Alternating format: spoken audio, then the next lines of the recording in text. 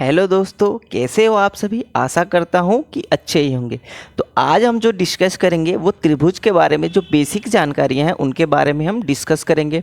इसमें बहुत चीज़ें हैं जो आप बेसिक में छोड़ देते हैं, जिन्हें आप नहीं पढ़ते हैं, तो आगे जाके जब आप क्वेश्चन को सॉल्व करते हैं तो उसमें काफ़ी दिक्कतें आती हैं। आपको फिर से वो हर एक क्वेश्चन पढ़ना पड़ता है, हर एक क्वेश्चन को याद करना पड़ जाता है।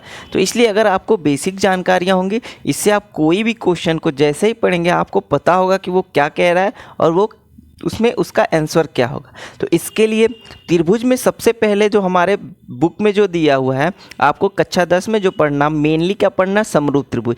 पर इसमें एक क्वेश्चन और आता है कि सर्वांगसम क्या होता है, यानी कि सर्वांगसम हम किसे कहते हैं, यानी किन आकृतियों को हम सर्वांगसम कहेंगे और किन आकृतियों को हम समरूप कहेंगे। तो इसका बेसिक क्या है वो आज हम वो सारी चीज़ें आपको इस वीडियो में बताएंगे। और ये सर्वांगसम आप केवल सुनते ही आपको पता चल जाएगा कि ये कहना क्या चाहता है और समरूप कहना क्या चाहता है। तो चलिए सबसे पहले हम जानते हैं सर्वांगसम। सर्वांगसम क्या होता है। एक सर्वांगसम आपको नाम से ही हम ऐसा बता देंगे जिससे आपको कोई भी दिक्कत नहीं होगी इसमें। और एक आता है समरूप। अगर आपने पहले इसको पढ़ा होगा तो आपको पता होगा सर्वांगसम क्या कहता है कि इसका जो शेप हो, किसी भी आकृति का शेप यानी जो आकार वो समान हो, तथा अमाप यानी उसका जो साइज हो वो भी क्या हो, समान हो, तो वो होता है सर्वांगसम। यानी सारी चीज़ें उसकी क्या हो, अगर समान है तो वो सर्वांगसम होता है। और समरूप क्या कहता है, अगर उसका आकार समान है, अमाप उसका कोई भी हो सकता है वो समान भी हो या समान नहीं हो, लेकिन वो समरूप होता है। तो इसे हम पहचानेंगे कैसे। कई बार होता है कि हम पढ़ते हैं, याद करते हैं, फिर बाद में उसे भूल जाते हैं, बट हम आपको ऐसा ट्रिक से बताएंगे जिससे आप कभी भी भूलेंगे नहीं कि सर्वांगसम क्या होता है और समरूप क्या होता है। सर्वांगसम हम इसे में नाम में ही देख रहे हैं, सर्वांगसम। सर्वांगसम यानी सभी अंग समान, सभी अंग समान। आप इसको ध्यान से देखिए क्या कहना चाहता है। सर्वांगसम, सर्व यानी सभी, अंग समान, यानी अगर उसके सारी चीज़ें समान हो, जैसे वो क्या हो, वो आकार में भी समान हो और उसके साइज यानी अमाप उसका जो हो वो भी समान हो, तो ये होगा सर्वांगसम। समरूप क्या होता है, समरूप यानी समान रूप वाले, समान रूप के, जिनके क्या हो, केवल रूप समान हो, उनके साइज कुछ भी हो, वो छोटे हो बड़े हो, बस देखने में क्या हो, हमें जैसे देखें तो वो हमें सेम लगे, तो वो होती हैं समरूप आकृतियाँ। अब इसका होता क्या है बेसिकली हम बता दिए, आपको ये पहचानने का तरीका हो गया, याद करने का तरीका होगा कैसे आप इसको याद करते हैं। चलिए अब हम बताते हैं एक्चुअली में होता क्या है। सर्वांगसम आकृतियाँ हम किसे कहते हैं और समरूप आकृतियाँ पहचान हम कैसे करते हैं। तो सर्वांगसम हम जानते हैं क्या है, उसके सभी अंग समान होने चाहिए, उसका शेप और उसका साइज सब समान होना चाहिए। जैसे अगर हम यहाँ पे वृत्त लेते हैं, ये कोई ये 1 सेंटीमीटर का एक कोई वृत्त है, ठीक। अगर यहाँ पे हमने एक और 1 सेंटीमीटर का वृत्त बना दिया, 1 सेंटीमीटर का, 2 वृत्त हमने क्या किया, 1 सेंटीमीटर का बना दिया, तो हम क्या देख रहे हैं, ये भी गोल है, ये भी गोल है, ठीक। देखने में दोनों समान है और इसका साइज़ क्या है, यानी इसका साइज़ भी क्या है, ये भी समान है। जो इसका शेप है ये गोल है, आपको दिख रहा है, बट इसका साइज भी क्या है, समान है। तो ये होती है सर्वांगसम। इसको कुछ इस प्रकार से दिखाते हैं, ये इसका चिन्ह होता है यानी सिंबल होता है सर्वांगसम। ये दोनों आकृतियाँ सर्वांगसम। अगर यही हमने ऐसे कर दिया, ये हमने 2 सेंटीमीटर का एक वृत्त बना दिया, 2 सेंटीमीटर त्रिज्या का एक वृत्त बना दिया, तो क्या होंगे, ये भी गोल है, ये भी गोल है, ये दोनों क्या है, ये दोनों शेप में तो समान है, बट इसमें क्या है, साइज दोनों का अलग अलग है, तो इनको हम सर्वांगसम नहीं कह सकते। सर्वांगसम कहता क्या है कि उसका सभी अंग समान होना चाहिए, यानी जो उसका जो माप है वही उसका माप होना चाहिए, जैसा ये दिख रहा है वैसा ये दिखना चाहिए। बट ये क्या है, इससे बड़ा हो गया, तो इसको हम क्या कहेंगे, समरूप कहेंगे, क्योंकि ये दोनों देखने में समान है और समरूप का चिन्ह ये होता है। तो आपको समझ में आ गया होगा सर्वांगसम और समरूप को हम पहचानते कैसे। चलिए अब देखते हैं और भी आकृतियाँ देखते हैं। जैसे हम अगर वर्ग बनाते हैं, अगर हम कोई वर्ग बना देते हैं, यहाँ पे कोई बड़ा वर्ग है, दोनों क्या है, वर्ग ही हैं, क्या है, वर्ग हैं, लेकिन ये बड़ा है, मान लीजिए 2 सेंटीमीटर भुजा वाला है और ये 3 सेंटीमीटर भुजा का एक वर्ग है, यानी इसकी चारों भुजाएं समान हैं, तो हम देखते क्या हैं, ये दोनों देखने में यानी समान रूप के हैं, दोनों वर्ग ही हैं और दोनों का क्या है, ये साइज अलग अलग है। तो इसको हम क्या कह सकते हैं, समरूप हैं बट सर्वांगसम नहीं है। अगर यहीं पे हम एक और 2 सेंटीमीटर का यहाँ पे बना लेते हैं, 2 सेंटीमीटर भुजा का एक वर्ग बना लें, तो ये क्या होगा, ये दोनों क्या होंगे, ये सर्वांगसम होंगे, यानी कि ये क्या होगा, सर्वांगसम होगा, क्योंकि इसका रूप और साइज दोनों समान हो जाता है।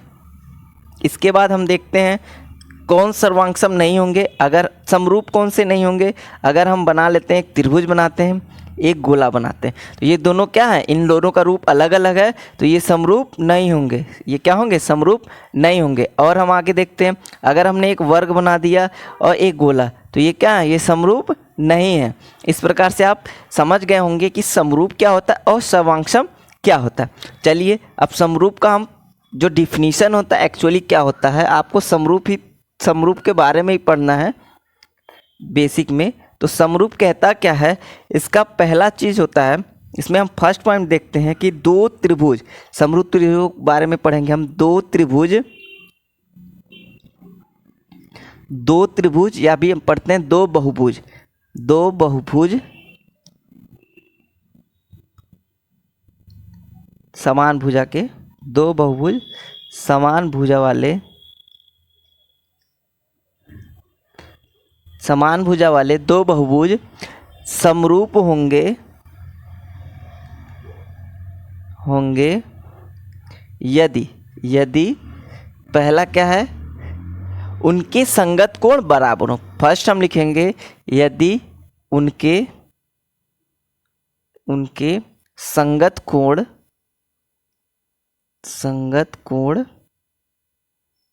बराबर हो,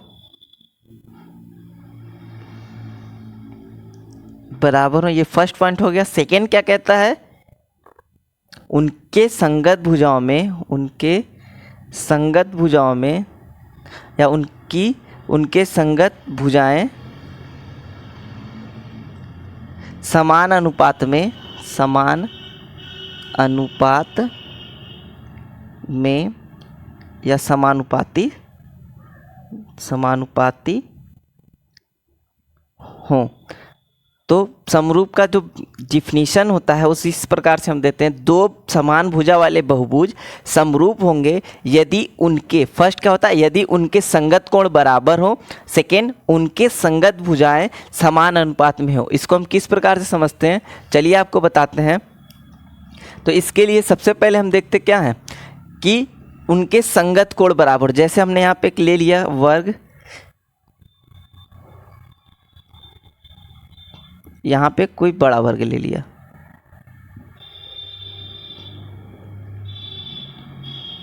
ये ए बी सी और ये डी, फिर यहाँ पे पी क्यू आर एस, ये एक वर्ग ए बी सी डी है और एक वर्ग पी क्यू आर एस है। ये हमारा जो है ये 5 सेंटीमीटर भुजा का है, इसकी 4 भुजाएं समान होंगी क्योंकि ये वर्ग है। तो हमने देखा क्या, 2 बहुभुज, ये 2 समान भुजा यानी 4 भुजा इसमें भी है, 4 भुजा इसमें भी है, और ये क्या है, चारों बराबर है। ये 5 सेंटीमीटर का था, ये हमने 8 सेंटीमीटर भुजा का एक वर्ग ले लिया। तो हमने क्या बताया कि पहला जो कहता है उनके संगत कोण बराबर हो, तो वर्ग में हम जानते क्या हैं, सभी कोण क्या होते हैं, 90 अंश के होते हैं। तो संगत कोण उसका क्या होगा, सबका 90 अंश होगा। ये हमारा कोण ए बराबर क्या होगा, कोण पी। ठीक, इस प्रकार से हम देखते हैं। इसी प्रकार से ये सब बराबर होंगे, आपको पता है ये सब क्या है, 90। तो कोण बी बराबर कोण सी बराबर कोण डी, और बराबर हम देखते हैं कोण क्यू, कोण आर और कोण एस, ये सब क्या होंगे, बराबर होंगे। कितने होंगे, 90 डिग्री। तो हम इसमें बोलता है उनके संगत कोण बराबर हो। उसके बाद कहता है उनकी, सेकेंड रूल क्या कहता है, उनकी संगत भुजाएं समान अनुपात में हो, यानी उनकी संगत भुजाएं क्या हो, समान अनुपात में। इसको हम क्या लिख सकते हैं, इसको हम लिख सकते हैं ए बी बटे पी क्यू, ये दोनों क्या हैं, संगत भुजाएं बराबर। अगर हम लिखें बी सी बटे, ये अब बी सी यहाँ पे है तो यहाँ पे क्यू आर बराबर, अगर सी डी हम लिखें तो इसका क्या होगा, आर एस बराबर। अगर हमने इसका लिखा AD या DA तो इसका क्या होगा SP। ये सभी क्या होंगे, समान अनुपात में होंगे, यानी इसको हम लिख सकते हैं 5/8। ये सारे क्या है, समान अनुपात में होंगे। इस प्रकार से हम देखते हैं क्या है, ये दोनों का क्या है, इनके जो संगत कोण है वो बराबर है और जो इसका संगत भुजाएं हैं वो समान अनुपात में है। तो ये क्या है, ये समरूप है। इस प्रकार से आप देखते हैं तो इस प्रकार से जितने भी वर्ग होंगे, क्योंकि सबके वर्ग क्या 90 अंश होंगे, तो जितने भी वर्ग हमारे इस वर्ल्ड में होंगे, जितने भी वर्ग होंगे ये क्या होंगे, समरूप होंगे। जितने भी वर्ग हैं सभी समरूप होंगे। इस प्रकार से हमने देख लिया जितने भी वर्ग हैं वो सभी समरूप होंगे, समरूप होंगे। अब हम देखते हैं क्या, अब गोले के बारे में देखते हैं। एक हमने गोला बनाया कुछ इस प्रकार से, ये हमने 2 सेंटीमीटर का एक वृत्त बनाया, 2 सेंटीमीटर का। फिर हमने क्या किया, एक ऐसे ही 4 सेंटीमीटर का वृत्त बनाया। हमने देख क्या रहे, इनका रूप क्या है, दोनों का समान है, दोनों क्या है, वृत्त ही हैं, बस इनके क्या साइज अलग है। ये 2 सेंटीमीटर का है, ये 4 सेंटीमीटर का। तो हमें पता है कि क्या हो, जिनके कोण बराबर हो, ये भी 360 अंश पे बना हुआ है, ये भी 360 अंश पे बना हुआ है, और उनके संगत भुजाएं यानी ये भी 2 सेंटीमीटर का है, ये 4 सेंटीमीटर का है, तो इनका अनुपात हमेशा क्या है, समान ही है। तो हम लिखेंगे क्या कि जो हमारा समरूप है वो जो वृत्त होते हैं वो भी हमेशा क्या होते हैं, वृत्त, सभी वृत्त, ऐसे लिखेंगे सभी वृत्त समरूप होंगे। हम देखेंगे क्या कि ये दोनों क्या है, देखने में भी समान है और साइज से हमें कोई मतलब नहीं है, साइज उसका कोई भी हो, तो इसलिए हमें ये क्या हो गए, समरूप हो गए। इस प्रकार से हम इतना कुछ जान लिए हैं। तो चलिए अब प्रश्नावली 6.1 को हल करते हैं। हमने सारी बेसिक चीज़ें जान ली हैं, अब हम प्रश्नावली 6.1 को हल करते हैं। इसमें पहले में सबसे पहला क्वेश्चन क्या दे रखा है, पहला दे रखा है कोष्टकों में दिए शब्दों में से सही शब्द का प्रयोग करते हुए रिक्त स्थानों को भरिए। तो इसमें पहले ही लिखा क्या, सभी वृत्त कैसे होते हैं, सर्वांगसम होते हैं या समरूप। सर्वांगसम कब होते हैं, जब उनका साइज और शेप दोनों समान हो। तो वृत्त में शेप तो सभी का सेम होगा बट साइज अलग अलग होगा, तो वो सर्वांगसम नहीं होंगी, वो कैसी होंगी, समरूप होंगी। तो वो कैसी होंगी, समरूप। इस तरह से हम नेक्स्ट देखते हैं। नेक्स्ट में सभी वर्ग क्या होते हैं, सर्वांगसम होते हैं या समरूप। तो वर्ग में साइज अलग अलग होता है इसलिए सर्वांगसम नहीं होगा, वो कैसे होंगे, तो समरूप होंगे, क्योंकि उनका संगत कोण बराबर होंगे और सभी उनके भुजाओं का अनुपात सेम होगा। नेक्स्ट दिखा हुआ सभी त्रिभुज समरूप होते हैं, कौन से, समद्विबाहु या समबाहु। तो समद्विबाहु त्रिभुज अगर हम बनाते हैं, कहीं भी रफ में अगर हम बना के देखते हैं समद्विबाहु त्रिभुज होते कैसे हैं, तो हम देख लेते हैं। कुछ वो ऐसे भी हो सकते हैं जिनकी दोनों भुजाएं बराबर हो, वो ऐसे भी हो सकते हैं, वो ऐसे भी हो सकते हैं। तो उनके जो संगत कोण होंगे वो बराबर नहीं होंगे, क्योंकि ये कोण ये और ये अलग अलग हो जाएंगे तीनों त्रिभुजों में, तो इसलिए ये क्या होंगे, समरूप नहीं होंगे। लेकिन जो समबाहु त्रिभुज होता है वो समरूप होगा, इसलिए हम यहाँ पे लिखेंगे समबाहु, क्योंकि इसकी सभी भुजाएं बराबर होंगी, और जब सभी भुजाएं बराबर होती हैं और इसका सभी कोण 60 अंश का होता है, तो जितने भी समबाहु त्रिभुज बनेंगे उनके सभी कोण 60 अंश के होंगे। और इसमें भुजाएं कितनी भी बड़ी कर लिया जाए कोण 60 अंश होगा, इसलिए क्या होंगे, सभी समरूप होंगे। और नेक्स्ट देते हैं चौथा, भुजाओं की समान संख्या वाले 2 बहुभुज समरूप होते हैं यदि पहला दिया उनके संगत कोण कैसे हों और उनकी संगत भुजाएं कैसे हों। तो उनके संगत कोण जो होते हैं वो बराबर होते हैं और जो उनकी संगत भुजाएं होती है वो समानुपाती होती है, यानी एक अनुपात में होती हैं। अगला हम देखते हैं निम्नलिखित युग्मों के 2 भिन्न भिन्न उदाहरण दीजिए। समरूप आकृतियाँ, आप इसमें कोई भी आकृति बना सकते हैं जो समरूप हो।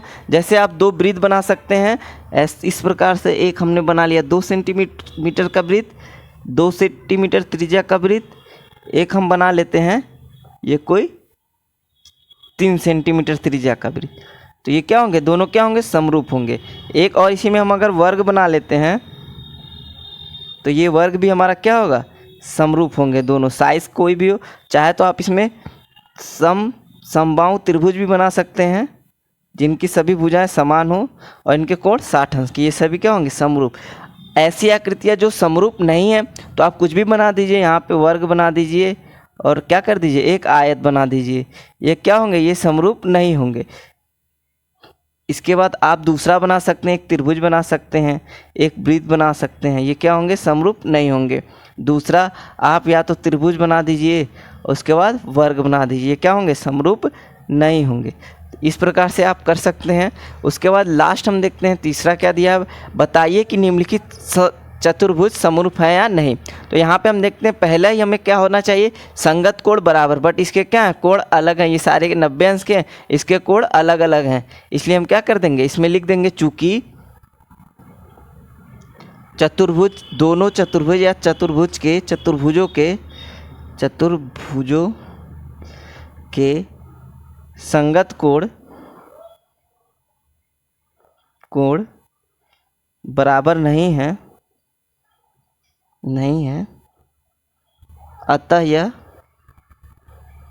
यह समरूप नहीं है। ये हमारा आंसर हो गया। इस प्रकार से आप प्रश्नावली 6.1 का हल देख चुके हैं। अगर वीडियो अच्छी लगी हो तो लाइक करिए, अपने दोस्तों में शेयर करिए और ऐसे और वीडियो के लिए हमारे चैनल को सब्सक्राइब करिए। Thanks for watching.